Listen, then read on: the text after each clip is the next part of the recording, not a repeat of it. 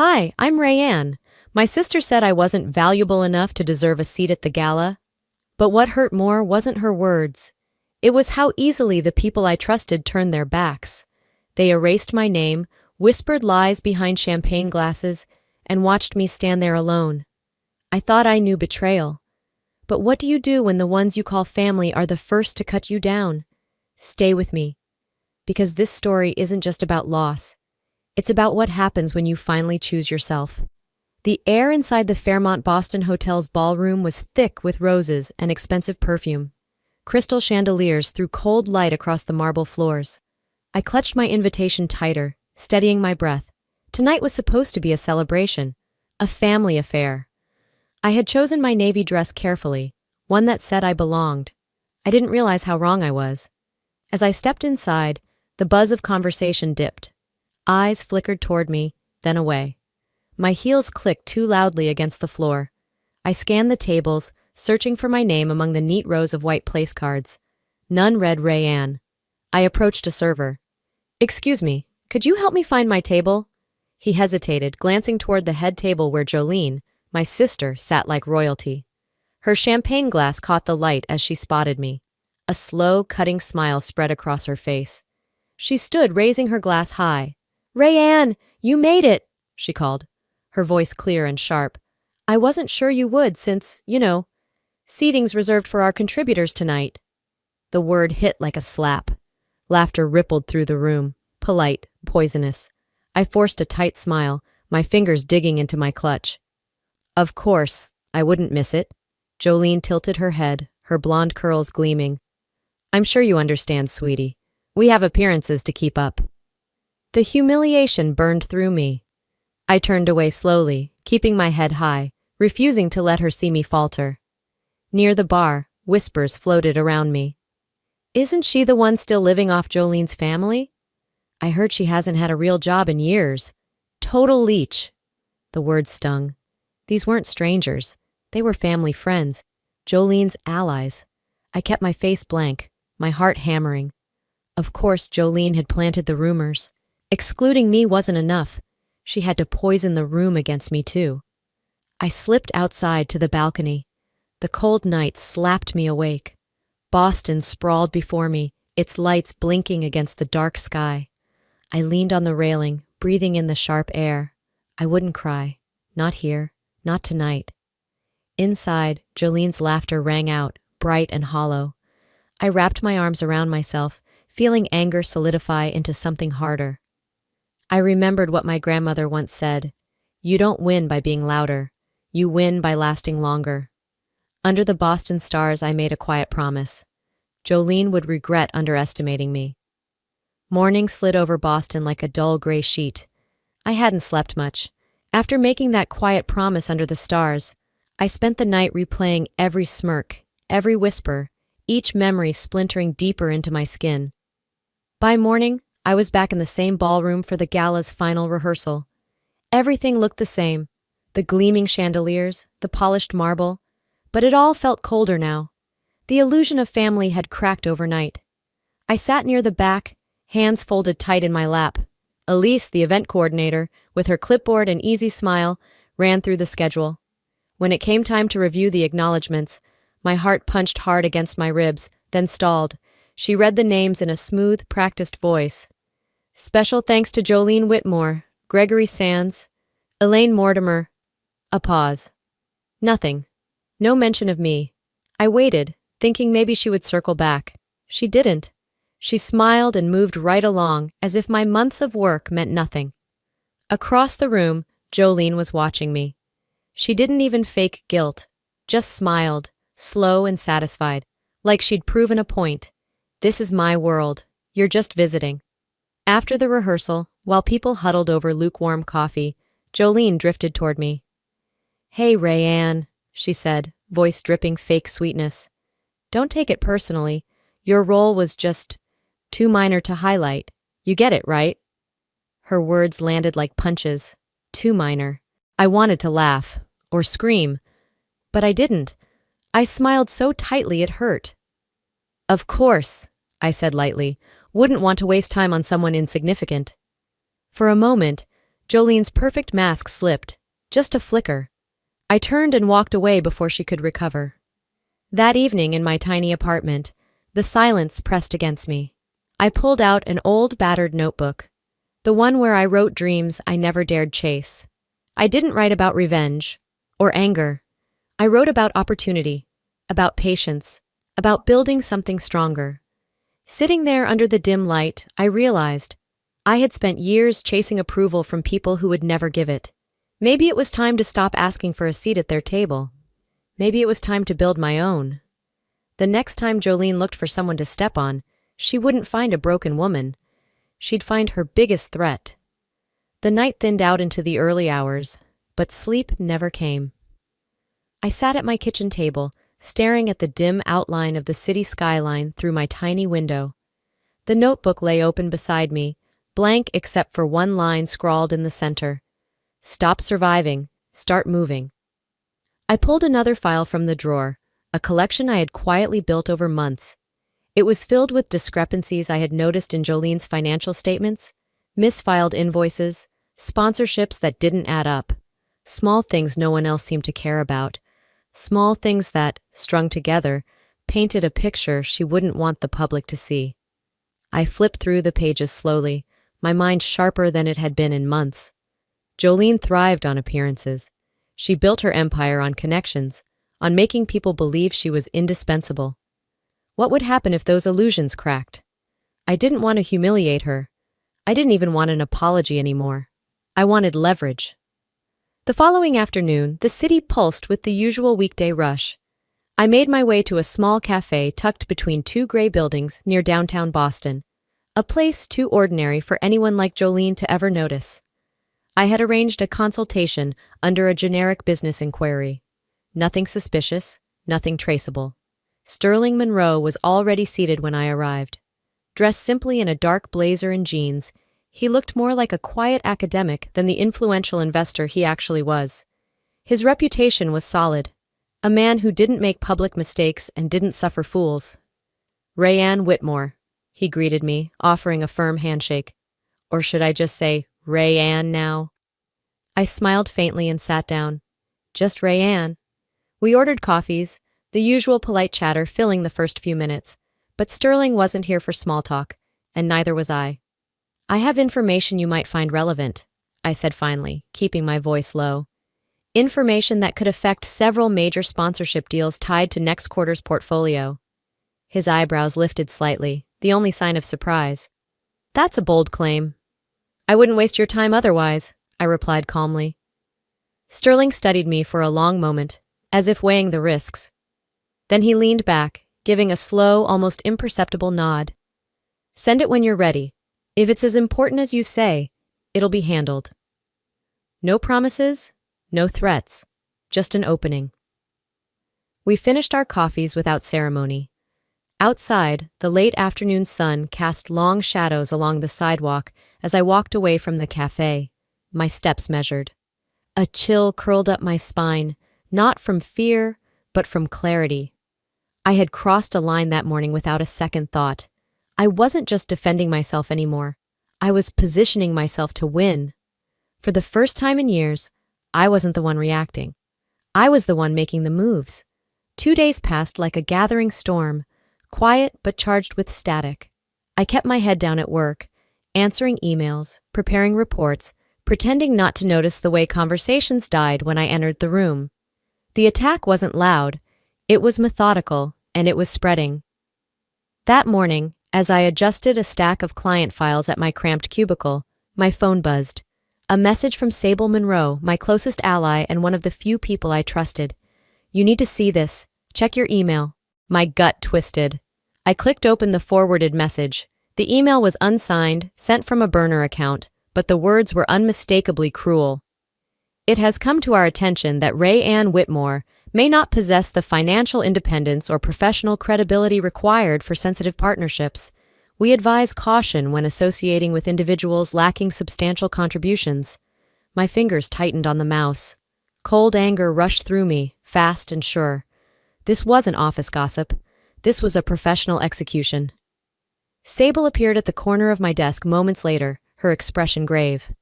"This is bigger than rumors," she said under her breath. "This is meant to freeze you out completely."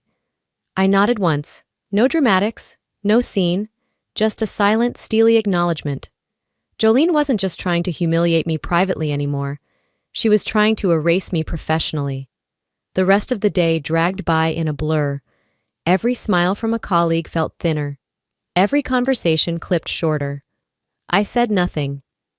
I finished my work with robotic precision, then packed up and left the building without a glance back.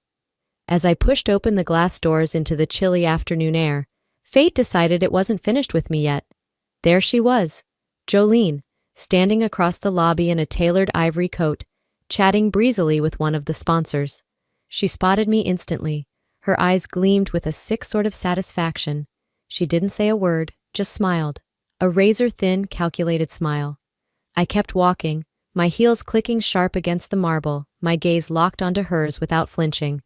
No confrontation, no theatrics. Just an exchange of silent declarations. I see you, and you'll regret thinking you've won. By the time I reached my apartment that evening, exhaustion coated me like a second skin. But I didn't crawl into bed. I didn't drown in self-pity. Instead, I pulled out my notebook again and began flipping through pages of notes, plans, timelines.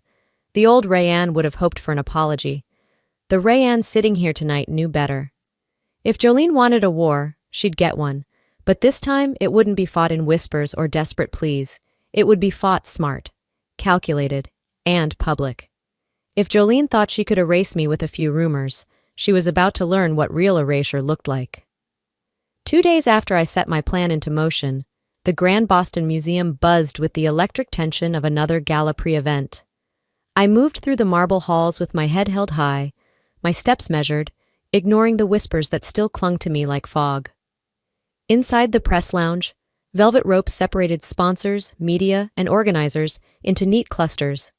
Cameras flashed. Reporters murmured. Jolene, wrapped in a designer sheath dress, stood poised at the podium like a queen holding court. I leaned against the side wall, arms crossed, watching. With the polished charm of someone rehearsed for battle, Jolene addressed the crowd.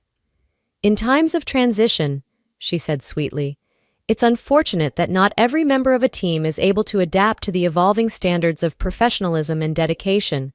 Some misunderstand their roles, some cause unnecessary instability."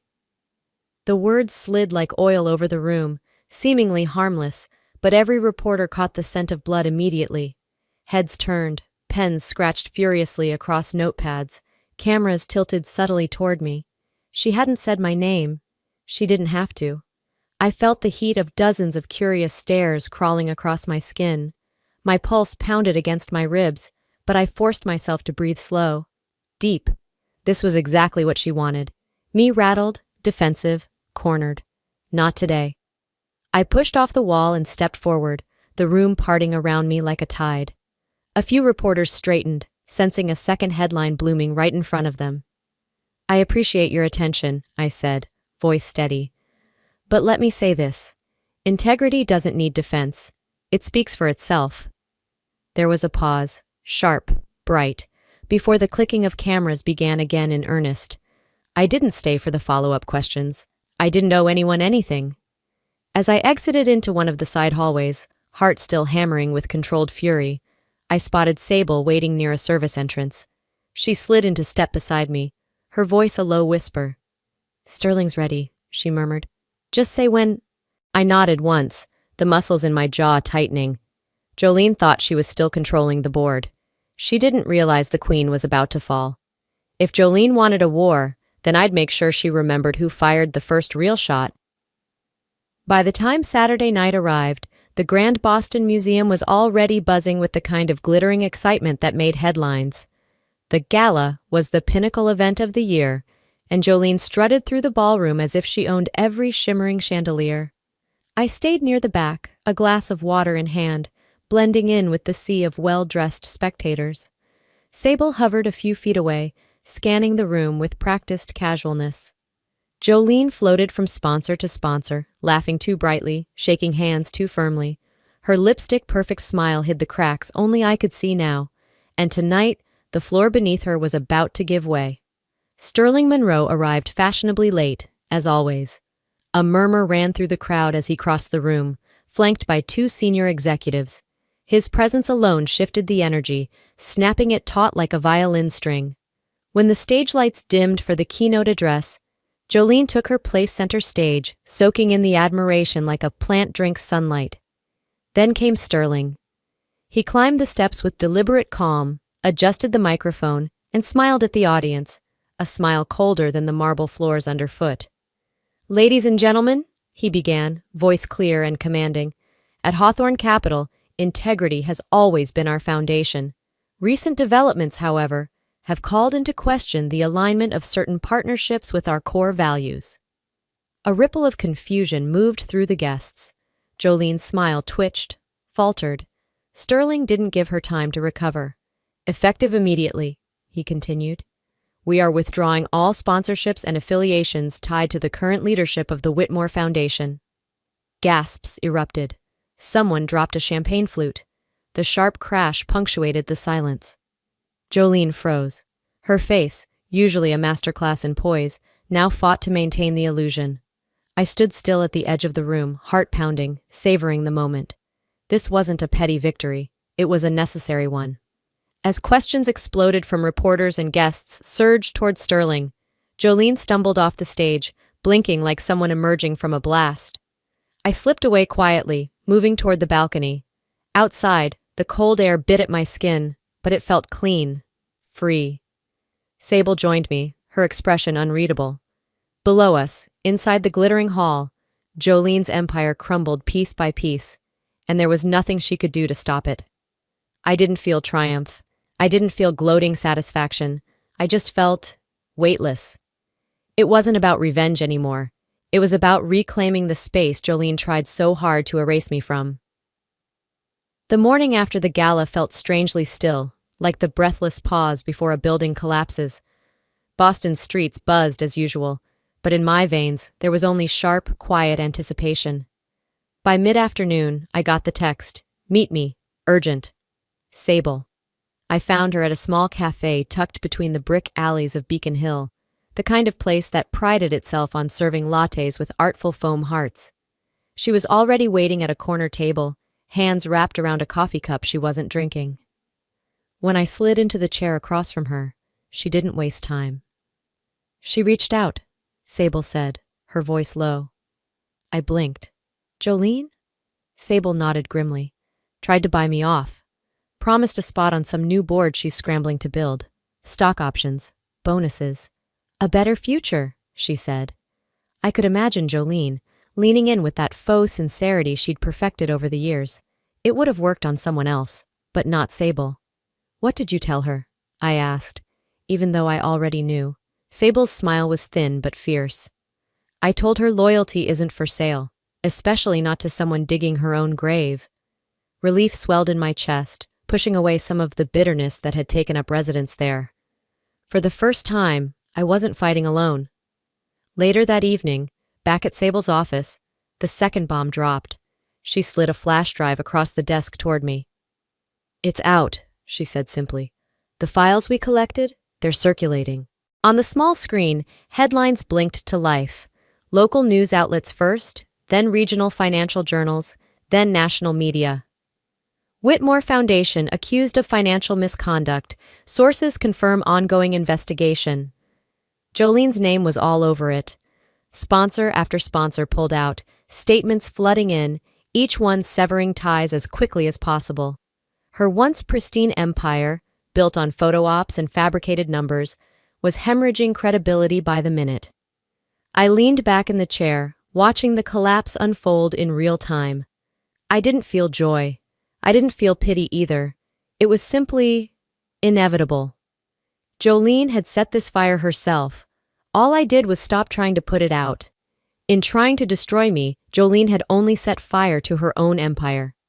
The sky outside my apartment was still heavy with early morning gray when the first headlines began flashing across my phone. Every news alert buzzed like a small jolt of electricity under my skin.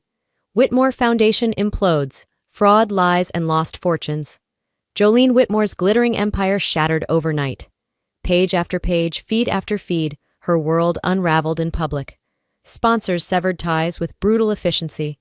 Fashion houses, philanthropic partners, even longtime friends issued sharp statements condemning unethical practices and irreparable breaches of trust. It wasn't just gossip anymore. It was truth, undeniable, documented, irreversible. I set the phone down carefully on the table, pressing my hands flat against the cool surface. The sensation grounded me. After so many years of being the footnote, the afterthought, the easy scapegoat, the tide had finally turned. Across town, Jolene must have been scrambling to control the inferno, but from the way the headlines multiplied by the minute, she was already too late. Social media finished what the news started.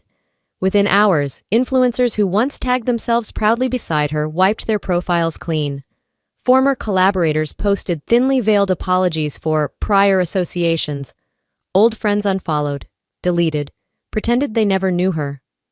Jolene posted a statement around noon, a bland corporate apology layered in vague language about miscommunications and misunderstandings.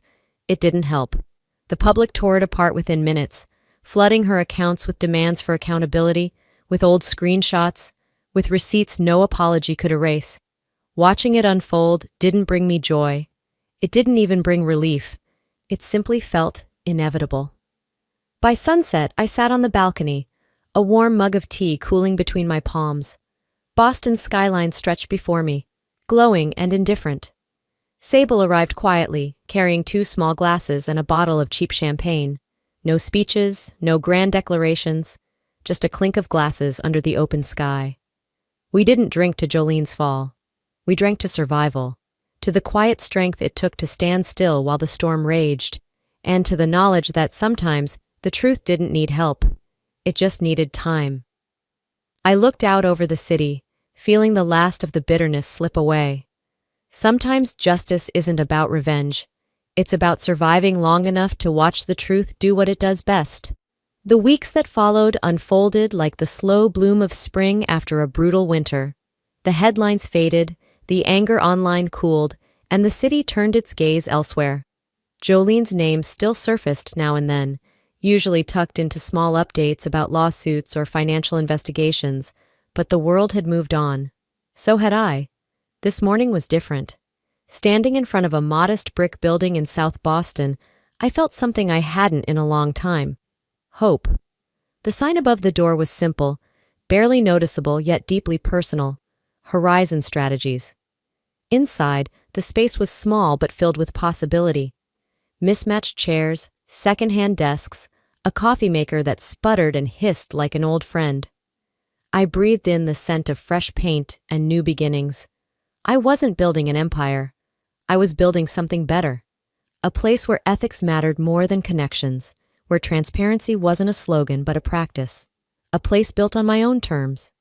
The small team I'd assembled buzzed with energy as they moved between workstations, setting up laptops and pinning vision boards to the walls. They weren't legacy hires or polished socialites. They were hungry, driven, and above all, they believed. Just like I had once wished someone would believe in me. At lunchtime, Sable arrived carrying a tray of deli sandwiches and a cheap bottle of sparkling cider. We gathered around the scratched-up conference table. No media, no photographers, no performative toasts, just people. "I guess this makes it official," Sable said with a grin, raising her plastic cup. I smiled back, the warmth of belonging softening the edges of old scars. "To new horizons," I said simply. Later, after the laughter had faded and the office settled into a quiet hum, I stepped out onto the small rooftop terrace. The city pulsed below me, alive and endless. Somewhere across town, Jolene was packing her life into boxes, slipping into obscurity under the weight of her own deceit. There would be no dramatic farewell, no final confrontation. She had become irrelevant, a shadow passing through someone else's story. And I had no need to chase it. I closed my eyes, breathing in the cool dusk air, feeling a freedom so deep it ached. I hadn't won by breaking someone else down. I had won by refusing to be broken. The sun dipped behind the skyline, casting everything in gold and rose. I didn't need revenge to find peace. I only needed the courage to choose myself every single day. After everything, if there's one thing I've learned, it's this. Your worth is never defined by the people who fail to see it. You don't have to shout to be strong. You don't have to destroy others to prove your value. Sometimes, the quiet work you do, standing tall, building your dreams brick by brick when no one is watching, that's the loudest declaration you'll ever make. If you're fighting your own battles right now, if you've ever felt invisible or underestimated, I want you to remember, you're not alone, and you're stronger than you think. We don't always get justice on the timeline we want, but the truth has patience, and the truth always finds its way. Now I'd love to hear from you. Have you ever been underestimated and proven everyone wrong? What would you say today to your younger self who doubted their worth? Drop your story or even just a "I'm here" in the comments. Let's build a space where strength is celebrated, not silenced. If this story touched your heart, leave a or tell me where you're watching from. And hey, if you want more stories like this, real, raw, and hopeful, hit that subscribe button so you won't miss what's coming next. Your voice matters here. Your journey matters.